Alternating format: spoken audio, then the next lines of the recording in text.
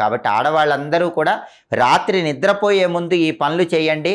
అష్టలక్ష్ముల అనుగ్రహము, స్థిరలక్ష్మి అనుగ్రహము కలిగి లక్ష్మీదేవి మీ ఇంట్లో ఆనంద తాండవం చేసేలాగా లక్ష్మీ కటాక్షాన్ని సిద్ధింపజేసుకోండి. శుక్రవారం పూట స్త్రీలు ఏ పనులు చేయొచ్చో, ఏ పనులు చేయకూడదో, ఏ పనులు చేస్తే లక్ష్మీ కటాక్షం కలుగుతుందో, ఏ పనులు చేస్తే దరిద్రం మీ నెత్తి మీద వచ్చి కూర్చుంటుందో ఈ వీడియోలో మనం తెలుసుకుందాం.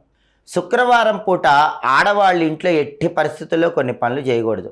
వాటిలో ముఖ్యమైనది ఏంటంటే శుక్రవారం రోజు తల్లో పేలు చూసుకోకూడదు.